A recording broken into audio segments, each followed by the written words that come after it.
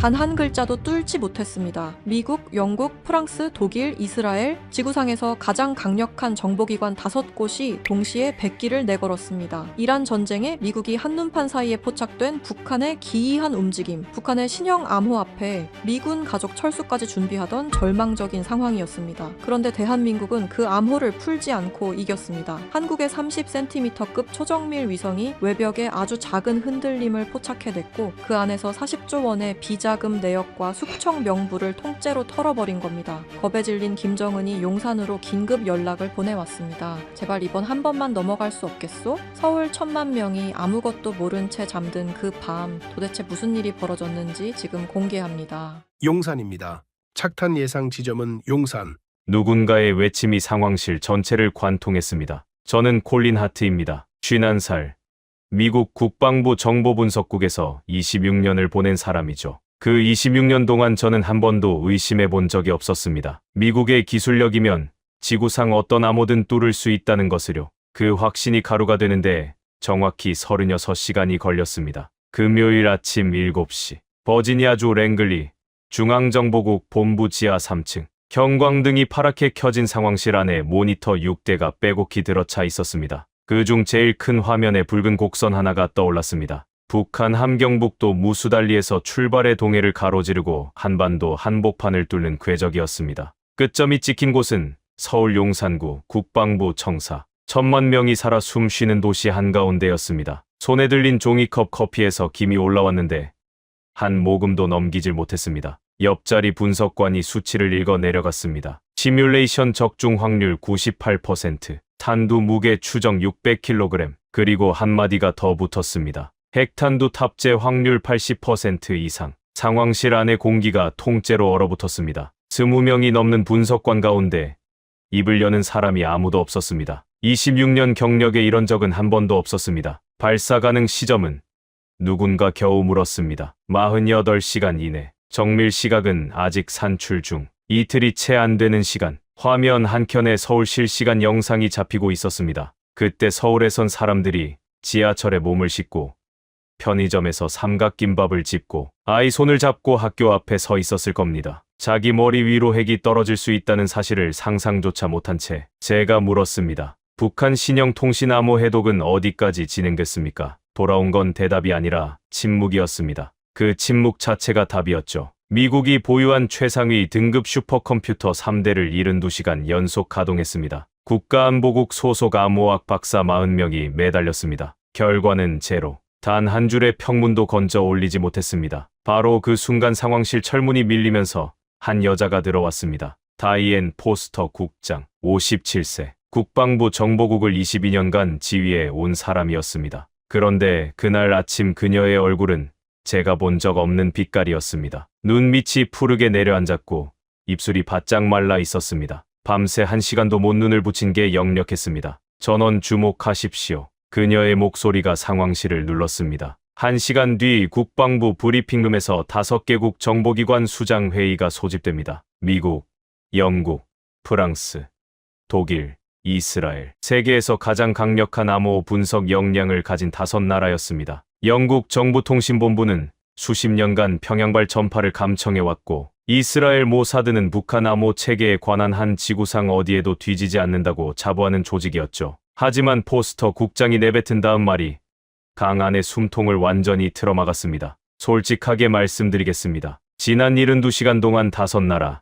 전부가 북한의 새 암호를 해독하는 데 실패했습니다. 한 줄도, 단 한 글자도 뚫지 못했습니다. 다시 침묵. 제 옆에 앉은 타라 윤이 작게 숨을 뱉었습니다. 34살. 저보다 17년은 어렸지만 암호 패턴 분석에서는 천재라는 수식어가 늘 따라다니는 분석관이었습니다. 그런데 타라에게는 대부분의 동료가 모르는 사실이 하나 있었습니다. 어머니가 함경도 출신 이산가족이라는 것, 외할머니가 아직 저쪽에 살아 계신다는 것. 그게 이 이야기에서 왜 중요한지는 나중에 말씀드리겠습니다. 우리가 도대체 뭘 빠뜨리고 있는 걸까요? 타라가 중얼거렸습니다. 포스터 국장이 상황실을 천천히 훑었습니다. 벽면 모니터에는 수식과 파형 분석, 그래프, 주파수 스펙트럼, 신호 잔해들이 빼곡했습니다. 수백억 달러를 쏟아부은 장비들, 인류 최고의 두뇌들이 뽑아낸 알고리즘들, 전부 소용이 없었습니다. 여러분, 포스터 국장이 입을 열었습니다. 목소리에 무게가 실렸습니다. 지금까지 우리는 이 문제를 수학으로만 풀려고 했습니다. 연산 속도를 높이고 알고리즘을 정밀하게 다듬고 슈퍼컴퓨터에 더 많은 전력을 먹이는 방식으로. 하지만 한 가지를 잊고 있었습니다. 그녀가 모니터를 등지고 우리를 똑바로 봤습니다. 암호란 결국 사람의 머릿속에서 나오는 겁니다. 논리가 아니라 심리입니다. 우리가 놓친 건 코드가 아니에요. 그 코드를 짜낸 인간의 공포, 습관, 집착을 못 읽은 겁니다. 그 말이 가슴 한가운데를 묵직하게 짓눌렀습니다. 동시에 의문이 번졌습니다. 26년 내내 데이터와 숫자를 신봉해온 제게 심리라는 단어는 너무 흐릿하고 막연했습니다. 48시간 안에 돌파구를 열어야 합니다. 포스터 국장이 단호하게 말했습니다. 지금까지와 똑같은 방법으로는 절대 안 됩니다. 근본부터 뒤집어야 합니다. 국장이 상황실을 빠져나가자 타라가 제 쪽을 돌아봤습니다. 국장님 말씀이 맞을 수도 있어요.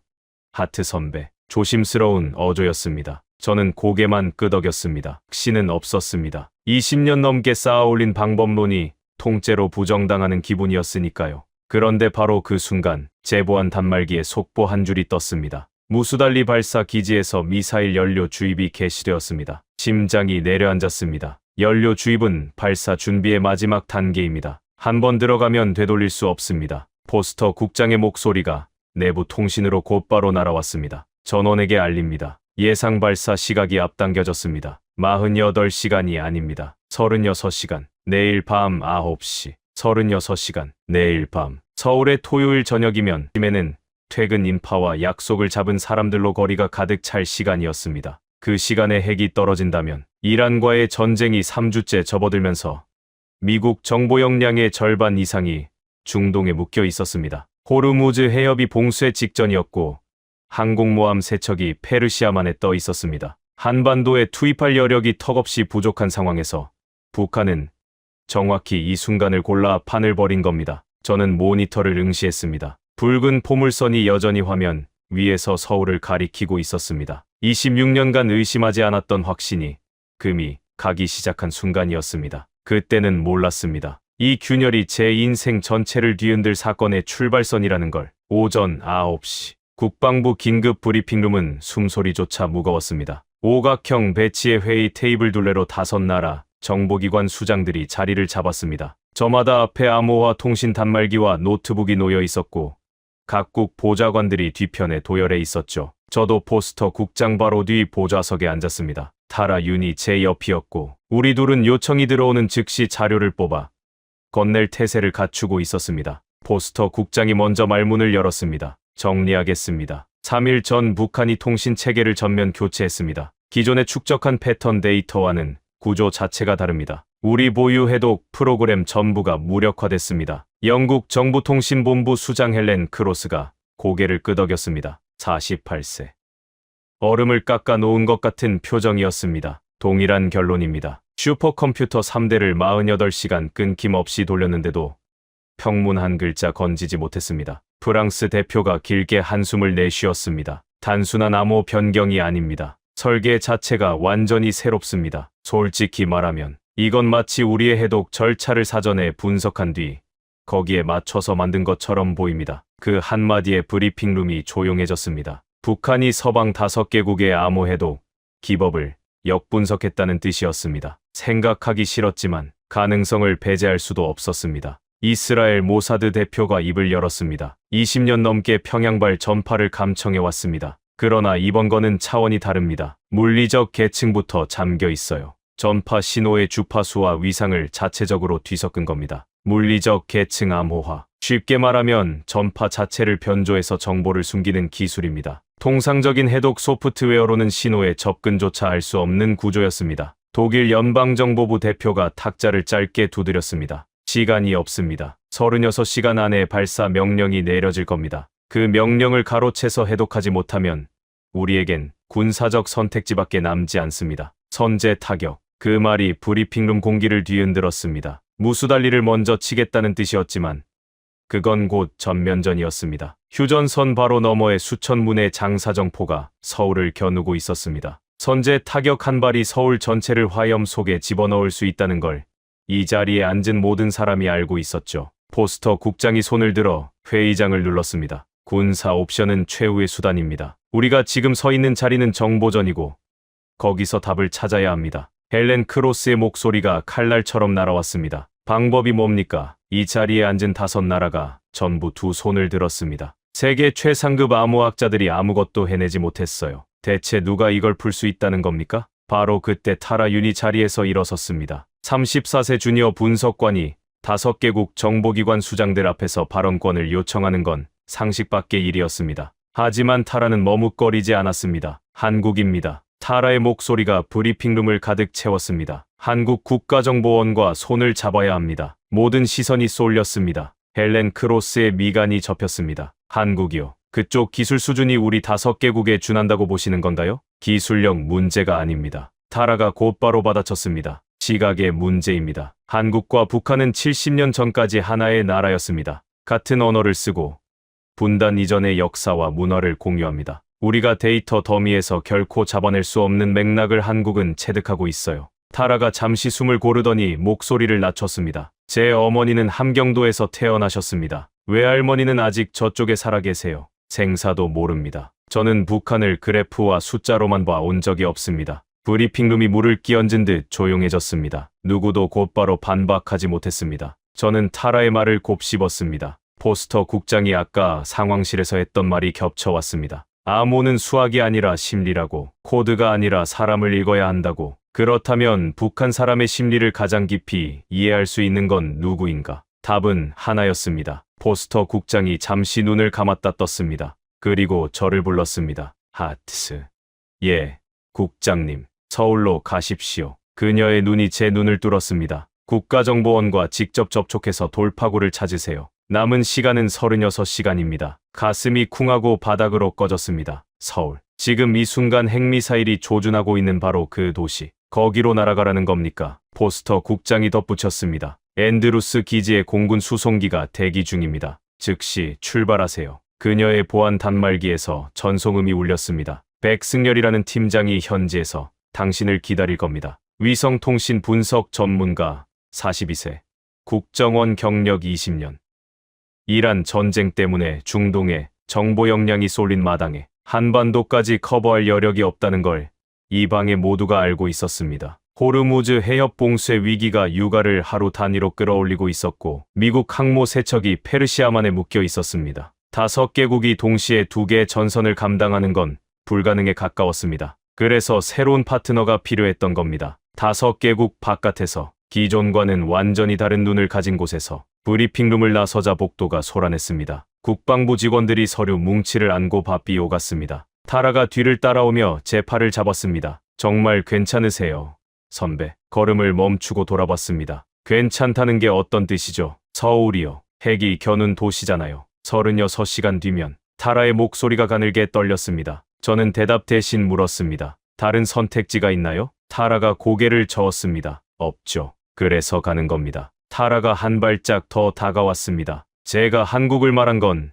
진짜로 가능성이 있다고 보기 때문이에요. 한국 사람들한테 북한은 적국이기 이전에 70년 전의 가족이에요. 그 시선이 데이터에는 없는 걸 잡아낼 수 있어요. 틀리면요. 제가 되물었습니다. 한국도 답을 못 찾으면. 타라는 대답하지 못했습니다. 그 질문은 제 머릿속에서도 끊이지 않고 있었으니까요. 복도 끝에서 공군 대령 계급장을 단 남자가 다가왔습니다. 하트 분석관이십니까? 앤드루스 기지 수송기가 대기 중입니다. 1시간 안에 이륙합니다. 서울까지 직항 14시간 소요됩니다. 14시간. 도착하면 남는 시간은 22시간. 과연 그 안에 뭔가를 해낼 수 있을까? 아니, 과연 제가 해낼 수 있는 사람이긴 한 걸까? 사무실에 돌아가 보안 노트북과 태블릿만 챙겼습니다. 26년간 쌓아온 북한 관련 자료가 통째로 들어있는 장비였습니다. 책상 위에 가족 사진이 놓여 있었습니다. 아내 로렌과 14살 딸 케이틀린. 작년 가을 버몬트에서 찍은 사진이었습니다. 단풍이 붉게 물든 배경 앞에서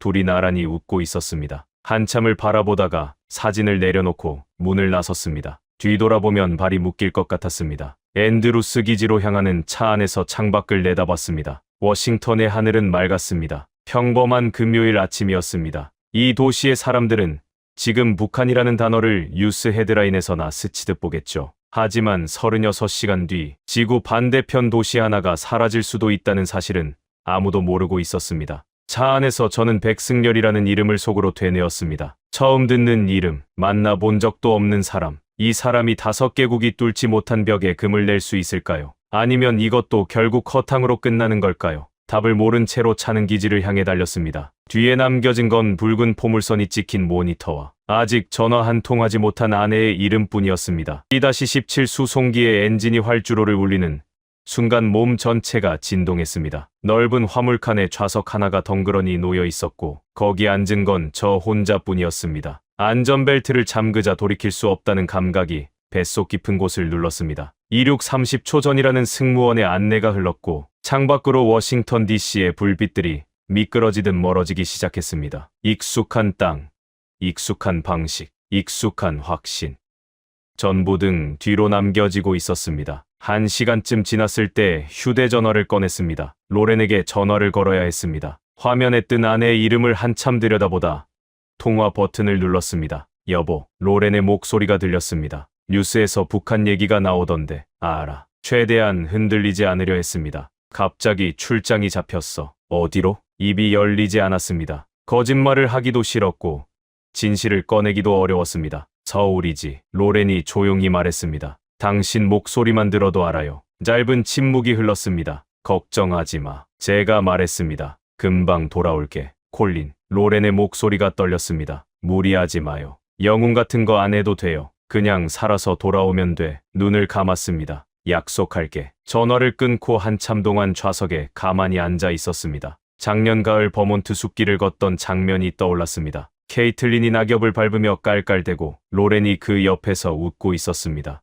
돌아갈 수 있을까? 만약 서울에서 미사일이 발사되면 생각을 거기서 끊었습니다. 더 가면 안 될 것 같았습니다. 화물칸은 고요했습니다. 엔진 울림만 몸 전체를 감싸고 있었고 고독과 사명감이 뒤엉킨 묘한 차분함이 찾아왔습니다. 태블릿에 불이 들어왔습니다. 포스터 국장의 메시지였습니다. 서울 도착 즉시 용산구 국가정보원으로 가십시오. 백승열 팀장이 대기 중입니다. 그 아래 프로필이 붙어 있었습니다. 백승열, 42세. 국정원 위성정보분석단장. 경력 20년. 그리고 한 줄이 눈에 박혔습니다. 아버지가 1990년대 탈북자 출신. 어린 시절을 접경 지역에서 보냄. 위성통신 분석 분야에서 독보적 성과. 탈북자의 아들. 휴전선 코앞에서 자란 사람. 북한이 단순한 데이터가 아니라 살과 피로 각인된 사람이었습니다. 과연 이 사람이 5개국이 모지언 자물쇠에 다른 열쇠를 갖고 있을까? 태블릿을 내려놓고 눈을 감았지만 잠이 올 리 없었습니다. 머릿속에서 지난 72시간이 빠르게 감겼습니다. 북한의 새 암호, 5개국의 항복, 연료 주입, 36시간이라는 시계. 왜 못 뚫었을까? 혼잣말이 새어나왔습니다. 슈퍼컴퓨터도 있었고 암호학 박사도 있었고 수십 년 축적 데이터도 있었습니다. 그런데 전부 무용지물이었습니다. 뭔가 근본적인 것을 빠뜨린 겁니다. 포스터 국장의 말이 다시 떠올랐습니다. 수학이 아니라 심리라고, 코드가 아니라 사람이라고. 태평양 위를 날아가는 동안 제가 아는 북한 지식을 처음부터 다시 펼쳐봤습니다. 김씨 왕조 3대 세습, 주체사상, 선군정치, 핵개발 연대기. 하지만 전부 보고서에서 읽은 것들이었습니다. 정리된 데이터였습니다. 거기에 살아있는 사람의 숨결은 없었습니다. 한국은 다를 겁니다. 한국인에게 북한은 교과서에 나오는 위협이 아니라 70년 전까지 한솥밥을 먹던 형제의 나라입니다. 지금도 같은 말을 쓰고 이산가족이 생사도 모른 채 나이 들어가는 곳. 데이터에서는 절대 잡히지 않는 그 결이 어쩌면 돌파구일 수 있습니다. 10시간쯤 지났을 때 승무원이 다가왔습니다. 식사하시겠습니까? 고개를 저었습니다. 입맛이 없었습니다. 커피만 부탁했습니다. 긴장되시죠? 승무원이 종이컵을 건네며 말했습니다. 공군에서 20년 복무한 사람이라고 했습니다. 저도 이런 임무는 처음 봅니다. 어떤 임무요? 한 사람이 전쟁을 막으러 날아가는 임무요. 그가 낮게 말했습니다. 쓴 웃음이 나왔습니다. 전 영웅이 아닙니다. 책상에 앉아서 숫자나 읽는 사람이에요.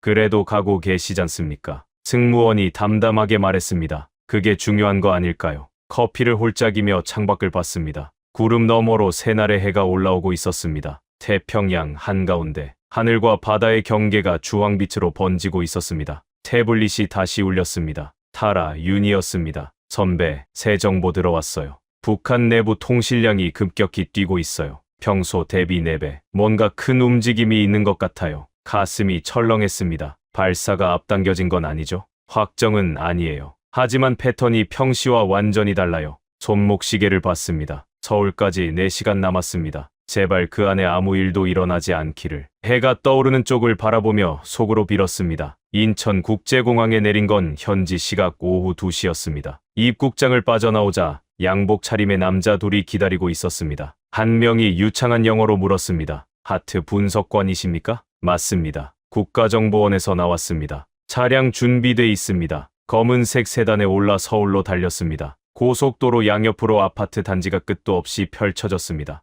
오후의 햇살 아래 평범한 금요일이 흘러가고 있었습니다. 사람들이 버스를 기다리고 카페에서 커피를 마시고 유모차를 밀며 산책하고 있었습니다. 이 도시가 36시간 뒤에 핵을 맞을 수도 있다는 걸 아는 사람은 창밖 어디에도 보이지 않았습니다. 시민들한테 알리지 않았나요? 제가 물었습니다. 운전하던 요원이 100m 너머로 저를 봤습니다. 아직입니다. 패닉이 더 위험합니다. 1000만 명이 동시에 대피하려 하면 도시 자체가 마비됩니다. 이해가 됐지만 가슴이 무거웠습니다. 아무것도 모르는 1000만 명. 그들의 평범한 오후가 창밖으로 흘러가고 있었습니다. 차가 용산구에 들어섰습니다. 국가정보원 본부는 밖에서 보면 생각보다 평범한 건물이었습니다. 보안 검색대를 지나 엘리베이터를 타고 지하 2층으로 내려갔습니다. 긴 복도 끝에 회의실 문이 있었고 그 문이 열렸습니다. 한 남자가 나왔습니다. 검은 뿔테 안경. 그 너머로 느껴지는 날카로운 시선. 체구는 크지 않았지만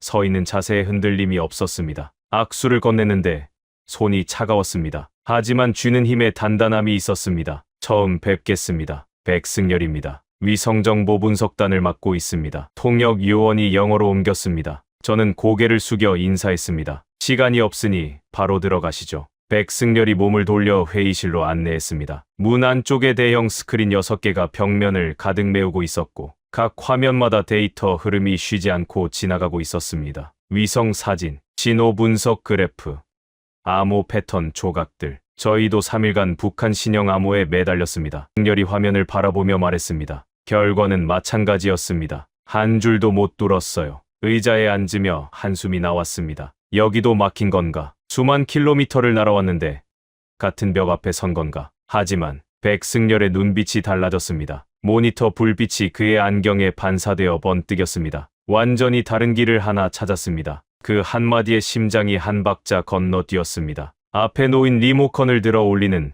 백승열의 손가락이 화면을 바꿨습니다. 거기에 뭐가 떴는지 그건 다음 이야기입니다. 화면에 뜬 세 글자를 보는 순간 숨이 멎었습니다. 비자금. 한글이었지만 의미를 이해하는데 1초도 걸리지 않았습니다. 통역 요원이 영어로 옮기기도 전에 제 눈이 화면에 못 박혔습니다. 그 아래로 단어 2개가 더 떠 있었습니다. 최고, 그리고 스위스. 이걸 어떻게 알아냈습니까? 제 목소리가 떨리고 있었습니다. 백승열이 제 쪽을 돌아보며 희미하게 웃었습니다. 거꾸로 설명해 드리겠습니다. 결과부터 보시고 방법은 천천히 풀어드리죠. 그가 화면을 바꿨습니다. 복잡한 파형 그래프가 나타났습니다. 시간축을 따라 불규칙한 높낮이가 이어지는데 어떤 구간에서는 짧고 긴 진동이 규칙적으로 반복되고 있었습니다. 이건 새벽 2시 40분부터 포착된 신호입니다. 백승열이 특정 구간을 확대했습니다. 얼핏 보면 모스 부호처럼 보이죠? 고개를 끄덕였습니다. 짧은 충격과 긴 충격이 번갈아 나타나는 패턴이었습니다. 구식 타자기 소리입니다. 백승열이 말했습니다. 요즘 세상에 누가 타자기를 씁니까?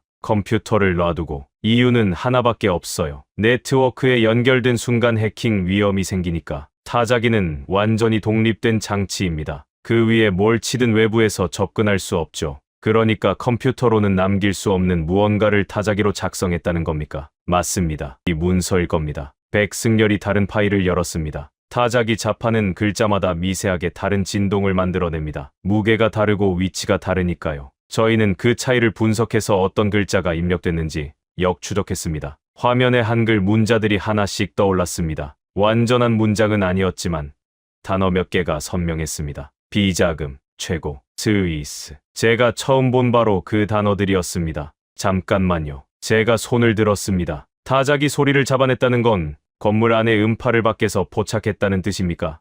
도대체 어떻게요? 백승열이 리모컨을 눌러 다시 화면을 전환했습니다. 위성 사진 하나가 떠올랐습니다. 북한 함경북도 무수달리 미사일 기지, 발사대와 연료 탱크, 관제 건물들이 칼로 오려놓은 것처럼 선명했습니다. 아리랑 7호가 어제 새벽 촬영한 사진입니다. 백승열이 설명했습니다. 해상도 30cm, 지면에 놓인 신문의 활자도 판독 가능한 수준이에요. 하지만 저희가 본 건 사진이 아닙니다. 백승열의 목소리가 한 톤 낮아졌습니다. 진동입니다. 진동이요? 아리랑 7호에는 레이저 간섭계가 탑재돼 있습니다. 원래 용도는 지진 감지인데 저희는 이걸 다르게 활용했어요. 백승열이 화면을 확대했습니다. 건물 표면에서 나오는 미세한 떨림을 잡아낸 겁니다. 사람이 걷는 진동, 기계가 돌아가는 진동, 벽을 타고 빠져나오는 음파까지. 암호화된 전파 신호는 막을 수 있어도 물리적 진동은 숨길 수 없습니다. 그 순간 머릿속에서 뭔가가 번쩍했습니다. 암호를 풀 필요가 없다. 전파를 뚫는 대신 건물이 떠는 것을 읽으면 된다. 완전히 다른 차원의 접근이었습니다. 그러니까 관제실 안에서 무슨 일이 벌어지는지 밖에서 알 수 있다는 겁니까? 제 목소리가 빨라졌습니다. 정확한 대화 내용까지는 모릅니다. 백승열이 고개를 끄덕이며 말했습니다. 하지만 얼마나 많은 사람이 움직이는지, 어떤 장비가 돌아가는지, 타자기처럼 특정 소리를 내는 물체가 무엇인지는 분석할 수 있습니다. 저는 의자 등받이에서 몸을 앞으로 기울였습니다. 26년간 정보 분석을 해왔지만 이런 발상은 처음이었습니다. 위성으로 벽 너머의 소리를 읽는다. 5개국이 암호를 정면으로 뚫으려고 슈퍼컴퓨터를 돌리는 동안 한국은 아예 다른 문을 열어버린 겁니다. 이 아이디어는 어디서 나온 겁니까? 제가 물었습니다. 백승열이 잠시 멈칫했습니다. 안경 너머 눈빛이 잠깐 먼 곳을 향했습니다. 접경 지역에서 자랄 때 아버지가 늘 말씀하셨습니다. 그가 조용히 말했습니다. 벽 너머 소리를 들을 줄 알아야 산다고. 아버지는 90년대에 두만강을 건너오신 분이에요. 북쪽에서 30년 넘게 사셨죠. 위성으로 벽 너머를 듣겠다는 생각, 거기서 시작됐습니다. 그 말이 가슴 한쪽에 깊이 박혔습니다. 데이터 너머에 사람이 있고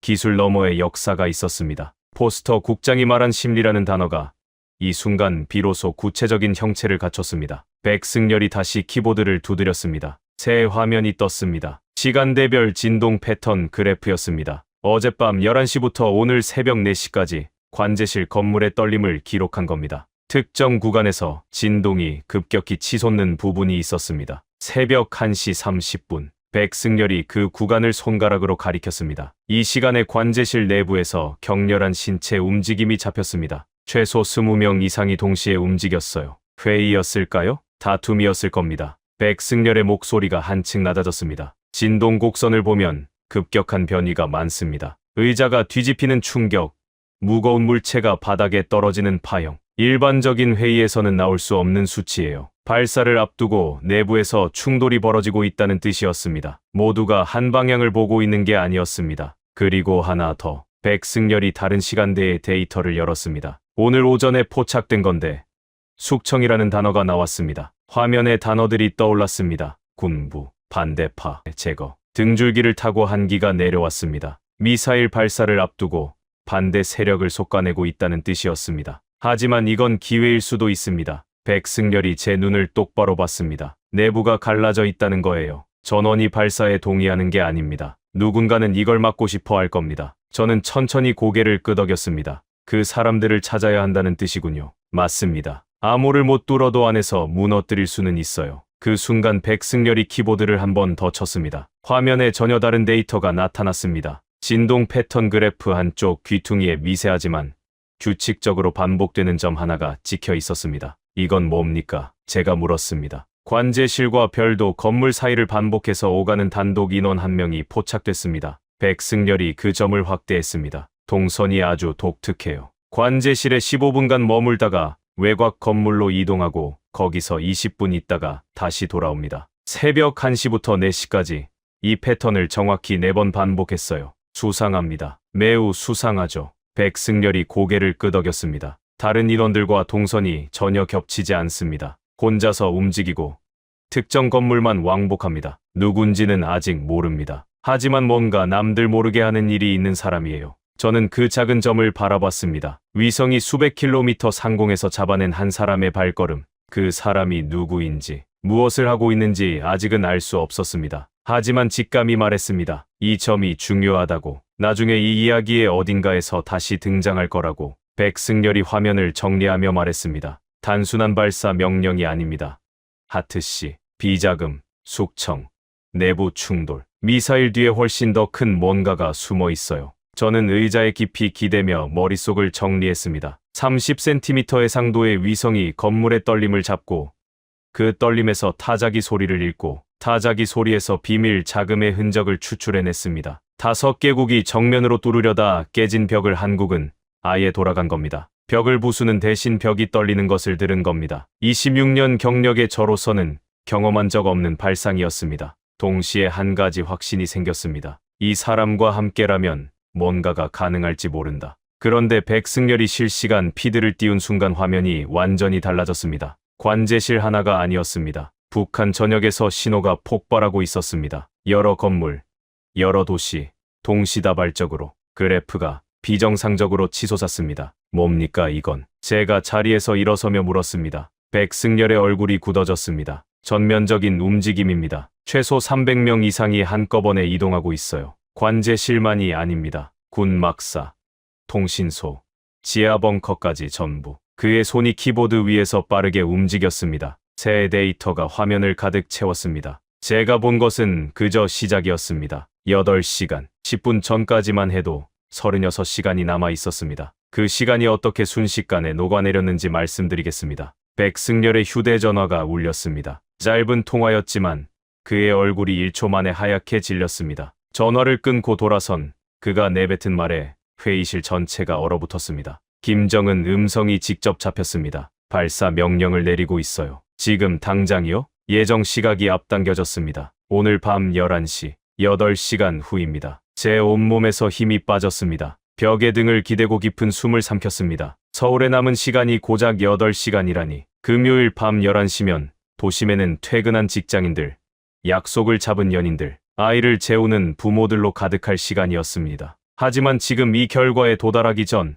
30분 사이에 벌어진 일부터 풀어야 합니다. 백승열이 실시간 피드를 띄웠을 때 북한 전역에서 진동이 폭발하고 있었습니다. 관제실뿐 아니라 군막사, 통신소, 지하 벙커에서 동시다발 신호가 솟구쳤습니다. 300명 이상이 한꺼번에 움직이는 규모였습니다. 이건 발사 준비 패턴이 아닙니다. 백승열이 그래프를 확대하며 말했습니다. 군사 작전과 동선이 다릅니다. 이건 그가 말을 멈췄습니다. 새 데이터가 화면에 올라왔기 때문입니다. 김정은이 머무는 것으로 추정되는 지하 벙커에서 비정상적 진동이 포착됐습니다. 여러 사람이 동시에 움직이고 무거운 물체가 끌리고 금속성 충격파가 연속으로 찍혔습니다. 총성입니다. 백승열이 조용히 말했습니다. 벙커 안에서 총소리가 나고 있어요. 심장이 미친 듯이 뛰었습니다. 내부 쿠데타입니까? 가능성이 높습니다. 백승열이 다른 화면을 불러왔습니다. 하지만 지금 이 진동만으로는 누가 이기고 있는지 알 수 없어요. 그때 미국 국가안보국에서 연락이 왔습니다. 백승열이 전화를 받고 표정이 더 심각해졌습니다. 북한 통신망 전체가 10분 전부터 끊겼습니다. 모든 신호가 사라졌어요. 누군가 의도적으로 차단한 겁니다. 백승열이 설명했습니다. 내부에서 김정은이 외부와 접촉하지 못하도록 막은 거예요. 쿠데타 세력이 김정은을 고립시키고 있는 겁니다. 저는 그 의미를 곱씹었습니다. 통신이 끊겼다는 건 발사 명령도 전달되지 않는다는 뜻이었습니다. 시간을 벌 수 있었습니다. 문제가 있습니다. 백승열이 다른 화면을 가리켰습니다. 미사일 기지는 독립통신망을 쓰고 있어요. 일반 통신이 죽어도 발사 명령은 별도 회선으로 전달됩니다. 만약 쿠데타가 성공하면 발사가 중단될 수 있었습니다. 하지만 실패하면 김정은은 보복으로 더 빨리 발사 버튼을 누를 겁니다. 그리고 정확히 그 최악이 현실이 됐습니다. 통신이 복구됐습니다. 10분간의 침묵이 깨지고 북한 전역에서 전파가 다시 터져 나왔습니다. 그리고 그 속에서 김정은의 음성이 잡힌 겁니다. 발사 명령. 오늘 밤 11시 쿠데타가 일단 진압됐습니다. 백승열이 태블릿을 내려놓으며 말했습니다. 하지만 잔존 세력이 남아있을 가능성이 있어요. 회의실 안이 납처럼 무거워졌습니다. 국정원 직원 한 명이 숨을 헐떡이며 뛰어들어왔습니다. 발사대가 수직으로 세워졌습니다. 최종 점검 개시. 백승열이 위성 영상을 띄웠습니다. 거대한 미사일이 하늘을 향해 서 있었습니다. 주변으로 기술자들이 개미처럼 분주하게 움직이고 있었습니다. 8시간. 다시 그 숫자로 돌아왔습니다. 하나 남은 카드가 있습니다. 백승열이 이전 화면을 다시 불러왔습니다. 타자기 진동에서 추출한 데이터 중 아직 설명하지 않은 부분이었습니다. 새벽에 포착된 타자기 신호에 비자금 정보 외에 다른 숫자 배열이 있었습니다. 백승열이 특정 부분을 확대했습니다. 16자리 숫자가 화면에 떠올랐습니다. 규칙적이면서도 복잡한 배열이었습니다. 처음에는 계좌번호인 줄 알았는데 구조가 다릅니다. 이게 뭘까요? 제가 물었습니다. 미사일 기지의 긴급 중단 코드일 가능성이 있습니다. 백승열의 목소리가 낮아졌습니다. 독재자라고 해서 통제력을 영원히 유지할 수 있는 건 아닙니다. 김정은도 자기가 제거될 상황에 대비해 비상장치를 만들어뒀을 겁니다. 유사시에 발사를 멈출 수 있는 일종의 보험이죠. 그걸 기록해 둔 겁니다. 타자기로. 해킹이 불가능한 물리적 매체, 확실합니까? 백승열이 솔직하게 대답했습니다. 아닙니다. 하지만 지금 우리에게 다른 패가 없어요. 저는 그 16자리 숫자를 바라봤습니다. 이게 맞으면 미사일이 멈춥니다. 틀리면 북한이 우리의 감청 사실을 알아채고 발사를 더 앞당길 수 있습니다. 성공과 파멸이 같은 동전의 양면에 놓인 도박이었습니다. 전송하려면 미사일 기지 통신망에 접근해야 합니다. 백승열이 말했습니다. 우리한테는 그 권한이 없어요. 미국 국가안보국에 요청하겠습니다. 제가 보안 태블릿을 꺼냈습니다. 그쪽은 북한 군사망 침투 능력이 있습니다. 포스터 국장에게 긴급 메시지를 보냈습니다. 상황 설명과 함께 16자리 숫자를 첨부했습니다. 답장은 3분 만에 왔습니다. 코드 전송 시도합니다. 결과는 15분 내에 확인 가능. 백승열에게 보여줬습니다. 그가 고개를 끄덕이며 R이랑 7호 실시간 피드를 띄웠습니다. 미사일 기지를 계속 모니터링하겠습니다. 코드가 작동하면 뭔가 변화가 있을 겁니다. 15분이 15시간처럼 느껴졌습니다. 화면만 뚫어지게 바라봤습니다. 진동 패턴, 위성 영상, 전파 신호, 모든 데이터를 동시에 분석했습니다. 아무 변화도 없었습니다. 안 됐습니다. 백승열이 조용히 말했습니다. 코드가 작동하지 않았어요. 머릿속이 하얘졌습니다. 마지막이라고 믿었던 카드가 꺾인 순간이었습니다. 그때 태블릿에 새 메시지가 떴습니다. 포스터 국장이었습니다. 하트스. 코드 전송 실패. 북한 시스템이 거부했습니다. 하지만 흥미로운 일이 벌어졌습니다. 코드를 입력하자 시스템이 자동으로 다른 파일을 토해냈습니다. 암호화되지 않은 원본 데이터입니다. 지금 분석 중. 저는 그 메시지를 읽고 또 읽었습니다. 다른 파일이요. 무슨 파일이죠? 잘못된 코드가 빗장을 열었습니다. 열쇠는 틀렸는데 금고가 열린 겁니다. 실패가 뭔가를 터뜨렸습니다. 그게 뭔지는 아직 몰랐습니다. 하지만 포스터 국장의 메시지에 담긴 흥미로운 이라는 단어가 심장을 다시 뛰게 했습니다. 백승열이 제 표정을 읽고 물었습니다. 뭔가 왔습니까? 코드는 실패했습니다. 제가 말했습니다. 그런데 그 실패가 다른 문을 열었을 수도 있어요. 백승열의 눈이 번뜩였습니다. 우리 둘 다 화면을 응시한 채 다음 메시지를 기다렸습니다. 시계는 멈추지 않았습니다. 밤 11시까지 7시간 남짓. 서울의 하늘 아래서 1000만 명이 아무것도 모른 채 금요일 저녁을 보내고 있을 시간이었습니다. 포스터 국장의 다음 메시지가 도착하기 전에 먼저 온 것은 대피 명령이었습니다. 하트스. 주한미군 가족 전원 철수 명령이 내려졌습니다. 마지막 수송기가 1시간 뒤 출발합니다. 당신도 지금 즉시 공항으로 가십시오. 태블릿 화면을 들여다보며 한동안 움직이지 못했습니다. 떠날 수 있었습니다. 공항까지 차로 40분. 수송기에 올라타면 끝이었습니다. 안전한 곳으로 돌아갈 수 있었습니다. 백승열에게 화면을 보여줬습니다. 미국이 철수한답니다. 백승열이 쓴웃음을 지었습니다. 당연하죠. 자국민 보호가 우선이니까요. 당신은요? 제가 물었습니다. 대피하지 않습니까? 백승열이 창밖을 봤습니다. 해가 기울기 시작한 서울의 하늘이 주황빛으로 물들고 있었습니다. 나갈 데가 없습니다. 그가 담담하게 말했습니다. 여기가 제 집이에요. 아내도, 아이도, 부모님도 전부 서울에 있습니다. 저만 빠져나갈 수 없어요. 그 말에 가슴 한가운데가 멍하게 내려앉았습니다. 저는 선택지가 있는 사람이었습니다. 비행기 한 대면 벗어날 수 있었죠. 하지만 백승열은 달랐습니다. 이 도시의 1000만 명과 끝까지 함께할 사람이었습니다. 저는 천천히 고개를 저었습니다. 안 갑니다. 뭐라고요? 떠나지 않겠습니다. 분명하게 말했습니다. 아직 끝나지 않았어요. 백승열이 저를 바라봤습니다. 그의 눈빛에 무언가 달라진 게 느껴졌습니다. 놀라움도 아니고 감사도 아닌 더 깊은 무엇이었습니다. 같은 배에 탄 사람만이 주고받을 수 있는 시선이었습니다. 그럼 같이 끝까지 가보죠. 백승열이 말했습니다. 바로 그 순간 태블릿에 대용량 파일이 쏟아져 내렸습니다. 포스터 국장이 보낸 것이었습니다. 코드 전송이 실패하면서 북한 시스템이 토해낸 암호화되지 않은 원본 데이터. 백승열이 파일을 열었습니다. 화면에 펼쳐진 건 상상을 초월하는 양의 문서였습니다. 은행 계좌 명세, 해외 송금 내역, 비밀 계약서, 그리고 사진. 수백 장의 사진이었습니다. 이게 뭡니까? 제가 물었습니다. 백승열이 문서를 빠르게 훑어 내려갔습니다. 손가락이 마우스 위에서 점점 느려졌고 얼굴이 굳어갔습니다. 김정은의 비자금 전체 내역입니다. 백승열의 목소리가 떨렸습니다. 스위스,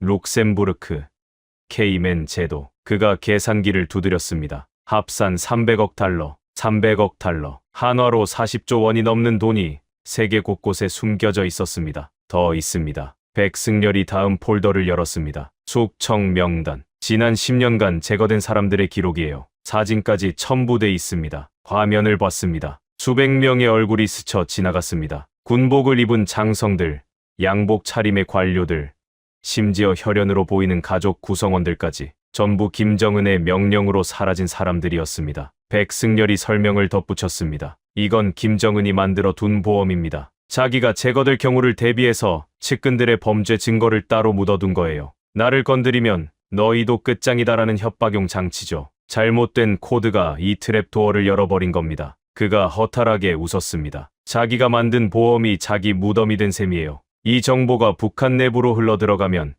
김정은 정권은 하루아침에 무너질 수 있었습니다. 300억 달러를 빼돌린 독재자, 수백 명을 죽인 숙청의 증거, 이것만으로도 정권의 정당성이 증발합니다. 하지만 문제가 있었습니다. 시간이 없습니다. 제가 말했습니다. 이 정보를 공개하려면 며칠은 걸릴 텐데 미사일은 7시간 안에 날아옵니다. 백승열이 고개를 끄덕였습니다. 게다가 북한 주민 대부분은 인터넷에 접속할 수 없어요. 내부 인트라넷인 광명망이 있긴 하지만 외부에서는 물리적으로 완전히 차단돼 있습니다. 정보를 전달할 통로 자체가 없는 겁니다. 의자에 주저앉았습니다. 이렇게 거대한 무기를 손에 쥐었는데 쓸 수가 없다니. 열쇠를 찾았는데 문까지 갈 길이 없는 거였습니다. 회의실 밖으로 보이는 창문 너머 서울 시내에 불빛이 하나둘 켜지기 시작했습니다. 평범한 금요일 저녁이었습니다. 사람들은 퇴근하고 저녁을 먹고 주말 계획을 세우고 있을 겁니다. 7시간 뒤에 이 도시가 사라질 수 있다는 걸 아는 사람은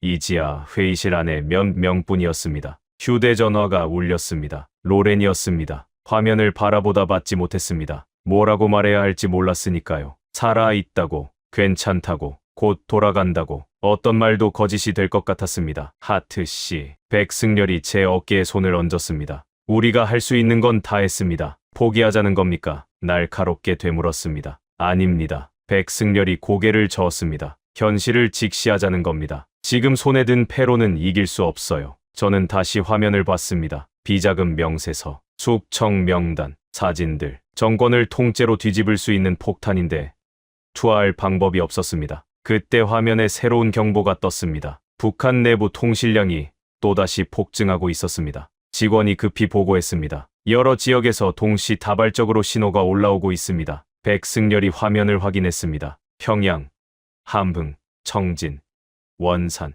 북한 주요 도시 전역에서 신호가 잡히고 있었습니다. 평소의 10배가 넘는 수치였습니다. 이건 뭡니까? 제가 물었습니다. 같은 순간 제 태블릿에도 메시지가 들어왔습니다. 타라 윤이었습니다. 선배, 미국 정찰 위성이 이상한 걸 포착했어요. 북한 여러 도시에서 사람들이 거리로 나오고 있어요. 수천 명씩. 백승열에게 보여줬습니다. 그의 눈이 커졌습니다. 위성 영상 띄워보세요. 제가 말했습니다. 미국 정찰 위성 실시간 피드가 나타났습니다. 평양 김일성 광장이었습니다. 사람들이 모여들고 있었습니다. 100명, 200명, 500명. 숫자가 계속 불어났습니다. 손에 무언가를 들고 있었습니다. 종이였습니다. 전단지 같은 것들이었습니다. 정보가 유출됐습니다. 백승열이 숨을 깊이 들이켰습니다. 비자금 정보가 북한 안으로 들어간 거예요. 어떡해요? 우리는 아무것도 안 했는데. 내부 세력입니다. 백승열이 말했습니다. 쿠데타가 일단 진압됐지만 잔존 세력이 살아남아서 정보를 퍼뜨린 겁니다. 함흥, 청진, 원산, 다른 도시 영상도 확인했습니다. 모든 곳에서 같은 일이 벌어지고 있었습니다. 사람들이 거리로 쏟아져 나오고 있었습니다. 하지만 이것만으로 미사일을 막을 수 있을까요? 제가 물었습니다. 백승열이 침묵했습니다. 확신이 없는 게 분명했습니다. 민중이 아무리 들고 일어나도 미사일 기지는 독립통신망으로 움직이고 있었습니다. 발사 명령은 이미 내려진 상태였습니다. 거리의 함성이 발사 버튼까지 닿을 수 있을까? 아무도 장담할 수 없었습니다. 시계를 봤습니다. 밤 11시까지 6시간. 우리 손에는 300억 달러어치의 폭탄이 있었고 북한 거리에는 수천 명이 나와 있었고 미사일은 하늘을 향해 서 있었습니다. 퍼즐 조각은 전부 있는데 맞추는 방법을 모르는 상태. 그것이 그 순간 우리가 서 있던 자리였습니다. 발사 10분 전, 저는 회의실 바닥에 주저앉아 있었습니다. 등이 차가운 벽에 붙어 있었고 화면에는 카운트다운 숫자가 찍혀 있었습니다. 10분, 600초. 이 숫자가 0이 되면 서울은 끝입니다. 어떻게 여기까지 왔는지 말씀드리겠습니다. 시간을 2시간 전으로 되돌립니다. 밤 8시 50분. 백승열과 저는 회의실 바닥에 나란히 앉아 있었습니다. 둘 다 탈진한 상태였습니다. 벽 위 화면에는 발사 카운트다운이 2시간 10분을 가리키고 있었습니다. 20년간 이 일을 하면서 느낀 건데요. 백승열이 조용히 말했습니다. 정보는 힘이지만 사람이 없으면 아무 소용없어요. 저는 그를 돌아봤습니다. 지금 우리 손에는 위성도 있고 진동 데이터도 있고 300억 달러 비자금 파일도 있습니다. 백승열이 말을 이었습니다. 하지만 결정을 내리는 건 결국 사람이에요. 북한 군인들, 관료들, 장성들. 그 사람들이 움직여야 뭔가 바뀝니다. 맞는 말이었습니다. 우리는 줄곧 기술에 매달려 왔습니다. 슈퍼컴퓨터, 위성, 암호해독. 하지만 정작 중요한 건 사람의 마음이었습니다. 후회 안 하세요? 백승열이 물었습니다. 떠날 수 있었는데 솔직히 두려웠습니다. 로렌의 얼굴이, 케이틀린의 웃음소리가 자꾸 떠올랐습니다. 하지만 동시에 이상한 평온함도 느꼈습니다. 후회 안 합니다. 제가 대답했습니다. 옳은 자리에 있는 것 같아요. 백승열이 처음으로 희미하게 웃었습니다. 그때 제 머릿속에 하나가 스쳤습니다. 거리로 나온 수천 명의 북한 주민, 내부에서 살아남은 쿠데타 세력, 그리고 우리 손에 쥔 비자금 파일과 숙청 명단, 퍼즐 조각들이 겹쳐지기 시작했습니다. 군부에 직접 보내면 어떻습니까? 제가 벌떡 일어서며 말했습니다. 백승열이 올려다봤습니다. 뭐려? 비자금 파일, 숙청 명단, 사진 전부. 미사일 기지의 독립통신망은 못 뚫어도 군부 고위층 개인 연락망은 다릅니다. 코드 전송할 때 시스템이 토해낸 파일 안에 군부 고위층 연락처도 있었잖아요. 백승열의 눈빛이 바뀌었습니다. 있었습니다. 암호화 안 된 채로 30명에게 동시에 쏩니다. 비자금 300억 달러 증거, 숙청 사진 전부. 누가 보냈는지가 문제인데 외부에서 온 정보는 안 먹힙니다. 백승열이 바로 짚었습니다. 적국이 보낸 거라고 치부하면 끝이에요. 그래서 내부에서 온 것처럼 위장해야 합니다. 제가 말했습니다. 쿠데타 세력이 살아남아서 정보를 퍼뜨렸다고 했잖아요. 우리도 그들인 척하는 겁니다. 내부 고발자처럼. 백승열의 표정이 달라졌습니다. 가능합니다. 북한 군부 내부 통신 양식을 흉내낼 수 있어요. 하지만 누구 이름으로 보냅니까? 저는 숙청 명단을 다시 열었습니다. 수백 개의 이름이 줄줄이 나열돼 있었습니다. 그 중 하나에 눈이 꽂혔습니다. 오광석, 인민군 총참모장, 작년에 숙청된 것으로 알려진 인물이었습니다. 이 사람으로 합시다. 제가 화면을 가리켰습니다. 죽은 걸로 알려진 총참모장 이름으로 보낸다고요? 백승열이 되물었습니다. 죽었다고 알려진 최고위 장성이 살아서 내부 고발을 한다면 군부는 최소한 확인이라도 하지 않겠습니까? 무시할 수 없는 이름이에요. 백승열이 잠시 망설이더니 키보드 앞에 앉았습니다. 해보겠습니다. 그가 메시지를 작성하기 시작했습니다. 비자금 자료와 숙청 명단, 사진 전부를 북한 내부 문서 양식으로 재구성했습니다. 저도 옆에 앉아 도왔습니다. 군부 고위층 30명에게 동시 전송할 메시지였습니다. 동지들에게 고합니다. 백승열이 완성된 문장을 읽어 내려갔습니다. 나는 오광석 총참모장이다. 살아있다. 최고 존엄의 범죄 증거를 공개한다. 비자금 300억 달러. 무고한 동지들의 진실을 직시하라. 저는 그 문장을 보며 숨을 멈췄습니다. 먹힐까? 이 도박이 통할까? 보냅니다. 백승열이 엔터키를 눌렀습니다. 전송 완료. 이제 기다리는 수밖에 없었습니다. 카운트다운은 계속됐습니다. 1시간 10분, 50분, 40분. 아무 변화가 없었습니다. 30분, 20분. 여전히 침묵. 화면 속 미사일은 하늘을 찌르고 서 있었고 기지 주변에서는 기술자들이 분주하게 오가고 있었습니다. 안 되는 건가요? 제가 불안하게 중얼거렸습니다. 백승열이 대답하지 않았습니다. 15분. 그때 화면이 깜빡였습니다. 북한 내부 통신망에 새로운 신호가 올라온 겁니다. 직원이 외쳤습니다. 군부 긴급회의가 소집됐습니다. 평양 인민무력부 건물에서요. 백승열이 위성 영상을 띄웠습니다. 고위 장성들이 속속 건물 안으로 들어가고 있었습니다. 20명이 넘었습니다. 움직이고 있어요. 제가 말했습니다. 하지만 카운트다운은 10분까지 내려와 있었습니다. 시간이 없었습니다. 다시 현재로 돌아옵니다. 발사 10분 전. 제가 바닥에 주저앉아 있던 바로 그 순간 무수달리 미사일 기지 위성 영상에서 이상한 일이 벌어졌습니다. 발사대 주변에서 분주하게 움직이던 기술자들이 전원 동작을 멈췄습니다. 마치 누군가 정지 버튼을 누른 것처럼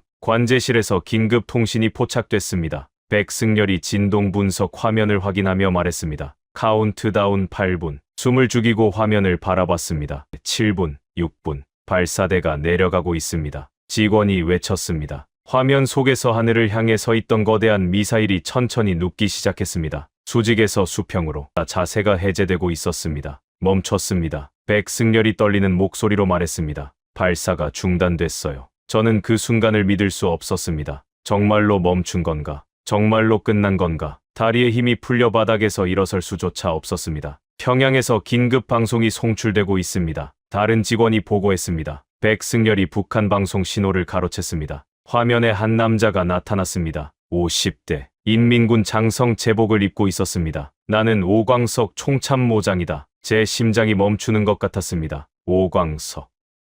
우리가 이름을 빌린 바로 그 사람. 죽은 줄 알았던 그 사람이 살아 있었습니다. 나는 작년에 처형되지 않았다. 오광석이 말을 이었습니다. 숨어서 증거를 모았다. 최고 존엄의 범죄를. 그리고 오늘 동지들과 함께 일어섰다. 기지 지휘권을 장악했다. 발사 중단 명령을 직접 내렸다. 사부에서 진동 분석으로 잡혔던 의문의 인물이 떠올랐습니다. 관제실과 외곽 건물 사이를 반복해서 오갔던 단독 이동자. 새벽 1시부터 4시까지 같은 동선을 정확히 4번 반복했던 그 점. 그게 오광석이었습니다. 숨어서 동료들과 접선하고 증거를 전달하고 있었던 겁니다. 기지 내부에 위장 잠입해 있었기에 가능한 일이었습니다. 우리가 꾸며낸 거짓말이 진실이었습니다. 위장 메시지를 보낸 건 우리였지만 그 이름의 주인은 진짜로 살아서 같은 일을 하고 있었던 겁니다. 화면이 바뀌었습니다. 군 장성 20명 이상이 한자리에 모여 있었습니다. 우리는 인민을 배신한 독재자를 거부한다. 오광석이 선언했습니다. 미사일 발사를 중단했다. 전쟁이 아닌 평화를 선택한다. 김정은은 체포됐다. 그가 마지막으로 말했습니다. 비자금과 숙청의 증거가 공개됐다. 이제 우리는 새로운 길을 간다. 방송이 끝났습니다.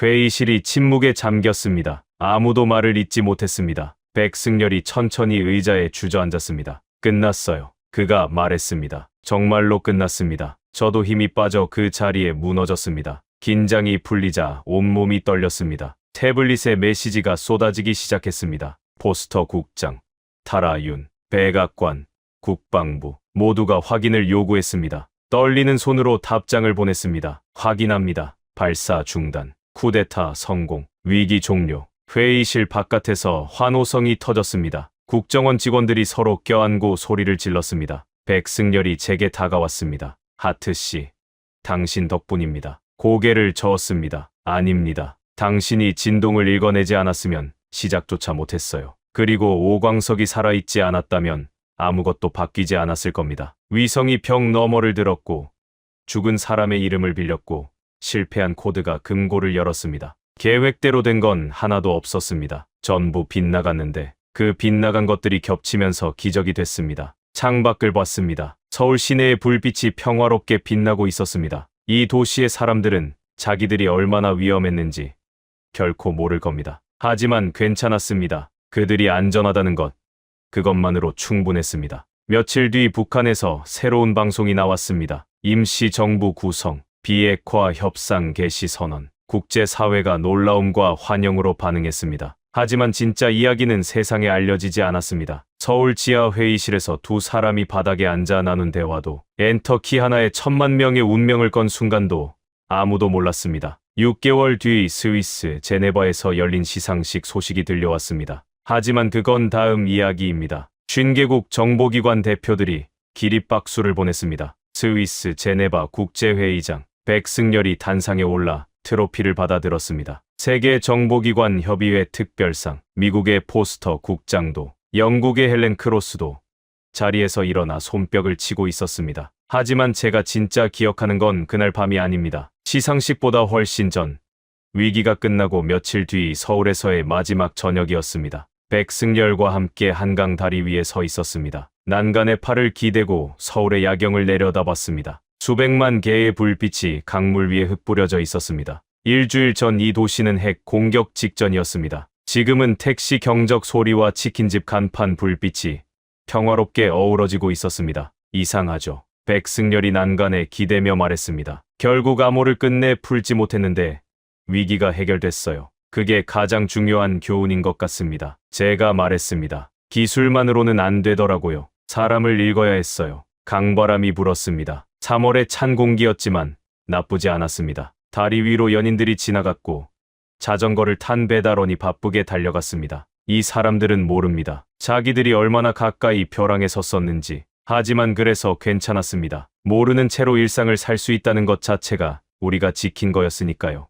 이제 어떻게 하실 건가요? 백승열이 물었습니다. 워싱턴으로 돌아갑니다. 가족이 기다리고 있어요. 잠시 말을 멈추었다가 이었습니다. 하지만 뭔가 달라질 것 같습니다. 어떻게요? 26년간 저는 책상 앞에만 앉아 있었습니다. 데이터만 보고 숫자만 믿었죠. 이번에 배웠어요. 진짜 중요한 건 사람이라는 걸. 그들의 두려움, 희망, 용기 말입니다. 백승열이 미소를 지었습니다. 좋은 분석관이 되겠네요. 아닙니다. 고개를 저었습니다. 더 나은 사람이 되고 싶습니다. 포스터 국장이 서울로 날아왔을 때도 같은 이야기를 했습니다. 그녀가 저와 백승열의 손을 잡으며 말했습니다. 두 분이 세상을 바꿨습니다. 우리가 한 건 정보를 나눈 것뿐입니다. 제가 대답했습니다. 세상을 바꾼 건 북한 사람들이에요. 거리로 나온 시민들, 일어선 장성들, 그들이 직접 움직인 겁니다. 호텔방에서 최종 보고서를 작성했습니다. 지난 사흘간의 모든 것을 기록했습니다. 하지만 마지막 문단에서 손이 멈췄습니다. 뭐라고 써야 이 경험을 담을 수 있을까? 한참을 고민하다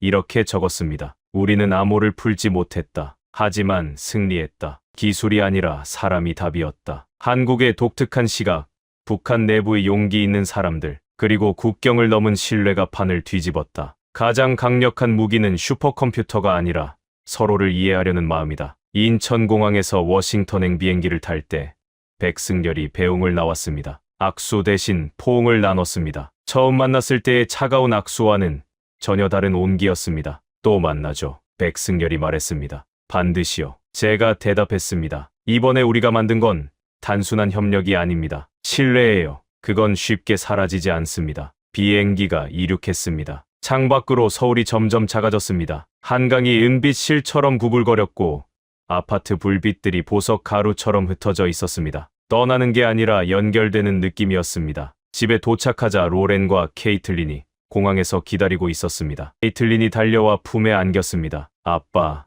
영웅이 됐어요? 웃으며 딸의 머리를 쓰다듬었습니다. 아니야. 아빠는 그냥 옳은 일을 했을 뿐이야. 그리고 좋은 친구를 만났어. 그날 밤 오랜만에 깊이 잠들었습니다. 악몽도 없었습니다. 꿈속에서 다시 한강 다리 위에 서 있었습니다. 백승열이 옆에 있었고 서울의 불빛이 강물 위로 평화롭게 일렁이고 있었습니다. 그리고 6개월이 흘러 제네바 시상식이 끝난 뒤였습니다. 복도에서 백승열을 불렀습니다. 승열 씨, 축하합니다. 하트 씨. 백승열이 반갑게 손을 내밀었습니다. 여기까지 오셨어요? 당연하죠. 웃었습니다. 하지만 사실 축하만 하러 온 건 아닙니다. 백승열의 표정이 진지해졌습니다. 무슨 일이죠? 주변을 둘러본 뒤 그를 빈 회의실로 데려갔습니다. 보안 태블릿을 꺼내 화면을 보여줬습니다. 중국입니다. 조용히 말했습니다. 지난 3개월간 중국이 새 암호 체계를 만들었습니다. 북한 것보다 100배는 복잡해요. 다음 화면을 띄웠습니다. 어제부터 대만 해협에서 이상 신호가 잡혔습니다. 중국 군함 30척이 동시에 움직이고 있어요. 백승열의 얼굴이 굳었습니다. 침공 준비입니까? 확실하지 않습니다. 하지만 미국, 일본, 호주 전부 같은 신호를 잡았어요. 그런데 아무도 암호를 못 풀고 있습니다. 백승열이 창밖을 바라봤습니다. 알프스 산맥이 저 멀리 보였습니다. 그래서 저를 찾아오신 거군요. 백승열이 말했습니다. 다시 당신의 도움이 필요합니다. 아리랑 8호가 작년에 발사됐죠? 더 정밀한 센서를 탑재했다고 들었습니다. 백승열이 천천히 고개를 끄덕였습니다. 해상도가 저까지 올라갔습니다. 그리고 수중 음파 탐지도 가능해요. 잠수함의 프로펠러 소리까지 잡아냅니다. 그러면 중국 해군 전체를 추적할 수 있겠군요. 할 수 있습니다. 백승열이 확신에 찬 목소리로 말했습니다. 하지만 조건이 있어요. 뭡니까? 이번에는 한국이 주도합니다. 백승열의 눈빛이 날카로워졌습니다. 정보 공유도, 작전 계획도 우리가 중심이 돼야 합니다. 잠시 망설였습니다. 미국 정보기관이 주도권을 넘긴다. 워싱턴이 받아들일까? 하지만 선택의 여지가 없었습니다. 알겠습니다. 한국 주도로 하겠습니다.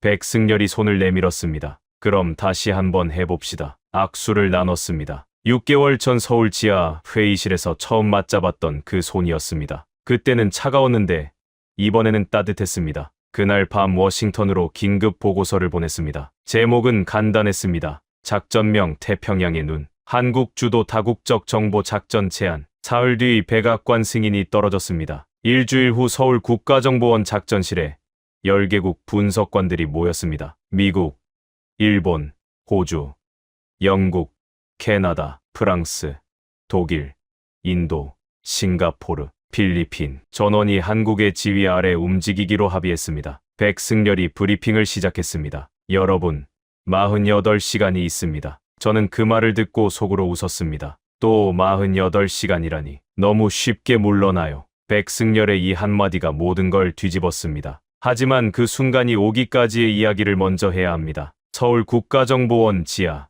5층. 이번에는 6개월 전보다 더 깊은 곳이었습니다. 최고 보안 등급 작전실. 문이 열리자 벽 전체를 덮은 거대한 스크린이 눈에 들어왔습니다. 대만 해협 실시간 위성 영상이었습니다. 중국 군함 30척이 일렬로 늘어서 있었고 푸젠성 공군 기지에는 전투기 150대가 집결해 있었습니다. 상황이 악화되고 있습니다. 백승열이 설명했습니다. 하지만 북한과 다른 점이 있어요. 중국은 내부 분열이 없습니다. 완벽하게 통제된 군대예요. 중국 경제가 기술 투자와 수출 호조로 반등 신호를 보이던 시기였습니다. 내수 소비 침체와 부동산 불안의 불만을 외부 모험으로 돌리려 한다는 분석이 각국 정보기관 사이에 돌고 있었습니다. 경제적 자신감이 군사적 모험주의로 전환되는 전형적인 패턴이었습니다. 10개국 분석관들이 각자 위치에 앉았습니다. 백승열이 브리핑을 열었습니다. 작전명 태평양의 눈을 게시합니다. 화면에 작전 계획이 펼쳐졌습니다. 1단계. 아리랑 8호로 해협 전역을 정밀 스캔합니다. 2단계. 대만 정부의 정보를 전달하고 방어 작전을 지원합니다. 3단계. 중국 내부 통신을 역추적해서 작전 지휘부 위치를 확인합니다. 일본 방위성 국장이 손을 들었습니다. 중국이 우리의 감청 사실을 알아차리면 어떻게 합니까? 알게 내버려 둡니다. 백승열이 단호하게 말했습니다. 오히려 우리가 전부 파악하고 있다는 걸 보여주는 겁니다. 심리전입니다. 포스터 국장이 고개를 끄덕였습니다. 억지력이 필요합니다. 동의합니다. 작전이 시작됐습니다. 아리랑 8호가 쏟아내는 실시간 데이터가 화면을 가득 채웠습니다. 해상도 15cm. 6개월 전 아리랑 7호보다 2배 정밀했습니다. 거기에 수중 음파 탐지까지 추가됐습니다. 잠수함 프로펠러의 미세한 떨림까지 잡아내는 수준이었습니다. 그런데 아리랑 8호가 해저에서 잡아낸 것은 잠수함이 아니었습니다. 이게 뭡니까? 백승열이 화면을 확대했습니다. 중국 남부 해안 지하에 거대한 콘크리트 구조물이 나타났습니다.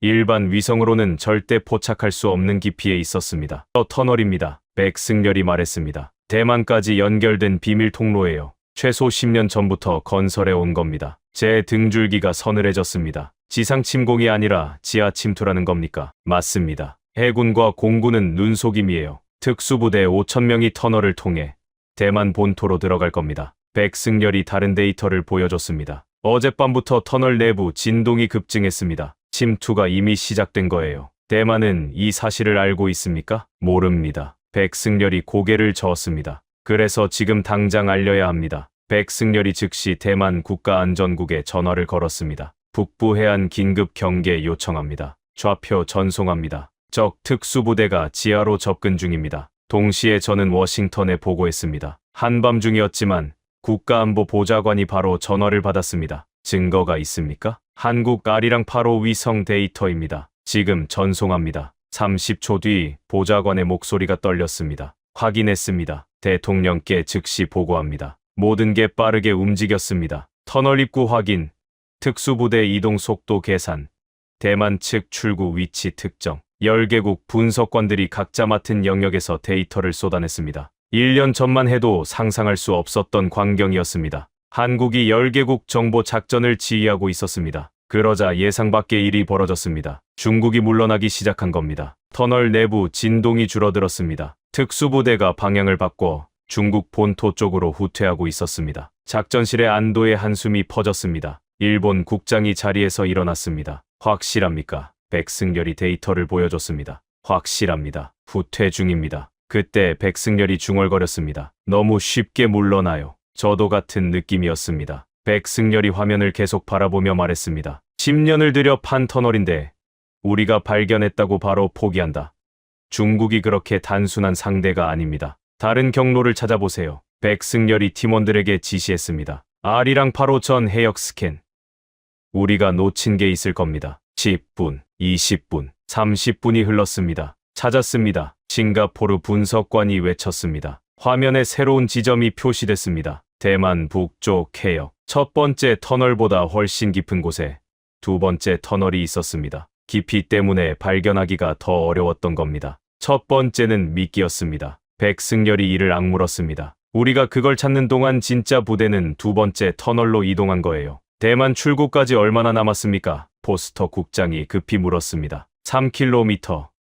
현재 속도면 2시간 후 도착합니다. 호주 분석관이 계산 결과를 보고했습니다. 백승열이 다시 대만에 긴급 연락을 넣었습니다. 북부 해안 좌표를 전송하고 봉쇄 작전을 요청했습니다. 동시에 중국 작전 지휘부를 무력화해야 했습니다. 하트씨, 백승열이 저를 봤습니다. 미국 국가안보국의 사이버 공격팀을 동원할 수 있습니까? 이론적으로는 가능합니다. 하지만 전쟁 행위로 간주될 수 있어요. 지금이 전쟁 직전입니다. 백승열이 단호하게 말했습니다. 선택하십시오. 사이버 공격이냐, 실제 전쟁이냐. 보안 전화를 들었습니다. 워싱턴 국가안보국으로 연결했습니다. 사이버 작전 승인을 요청합니다. 목표는 중국 군사 지휘망. 3분이 지났습니다. 가장 긴 3분이었습니다. 됐습니다. 작전명 드래곤 슬레이어. 즉시 개시합니다. R이랑 8호가 베이징에서 500km 떨어진 산악지대의 군사 벙커를 정밀 스캔했습니다. 통신 안테나 위치,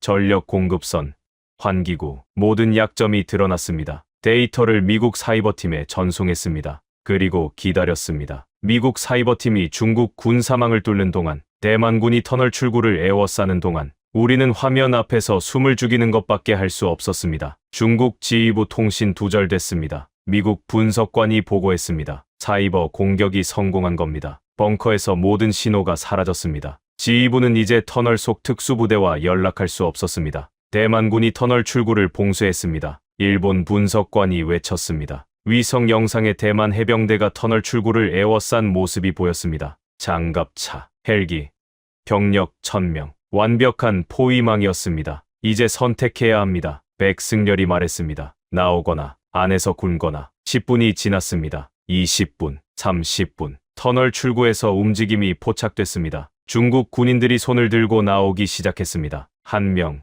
5명, 10명, 50명. 계속 늘어났습니다. 항복하고 있습니다. 백승열이 조용히 말했습니다. 작전실에 박수가 터져 나왔습니다. 10개국 분석관들이 서로 악수하고 포옹했습니다. 포스터 국장이 백승열에게 다가가 두 손으로 악수를 청했습니다. 한국이 해냈습니다. 세계가 빚을 졌어요. 백승열이 고개를 저었습니다. 모두가 함께한 겁니다. 그날 오후 베이징에서 긴급 성명이 나왔습니다. 대만 해협 군사 훈련을 즉각 중단한다. 군함을 철수시킨다. 세계 언론이 들끓었습니다. CNN, BBC, NHK 전부 같은 질문을 던졌습니다. 왜 중국이 갑자기 물러났을까? 하지만 진실을 아는 사람은 많지 않았습니다. 서울 지하 작전실에 있었던 사람들만이 알고 있었습니다. 한국 위성이 바다 밑을 읽었고, 한국의 직감이 미끼를 간파했고, 한국의 지휘 아래 10개국이 움직여서 전쟁을 막았다는 것을. 백승열이 커피를 마시며 창밖의 서울 아침을 바라봤습니다. 저도 옆에 섰습니다. 하트씨, 그가 조용히 말했습니다. 이번엔 북한보다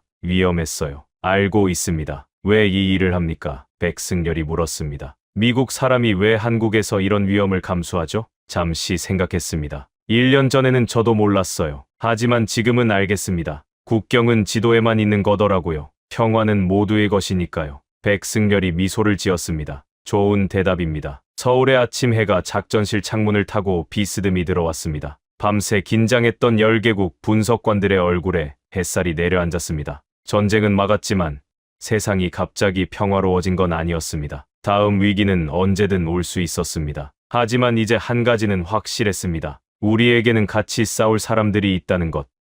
출근길 지하철에는 커피 향이 가득했습니다. 한강 둔치에서는 조깅하는 사람들이 늘어서 있었고 초등학교 앞에서는 아이들이 제잘거리며 교문을 통과하고 있었습니다. 서울의 평범한 아침이었습니다. 이 도시에 누구도 몰랐습니다. 2번이나 전쟁의 문턱까지 갔다가 돌아왔다는 것을. 한 번은 핵미사일이, 한 번은 해저 터널이 이 일상을 삼킬 뻔했다는 것을. 하지만 사람들이 모른 채로 살아갈 수 있다는 것.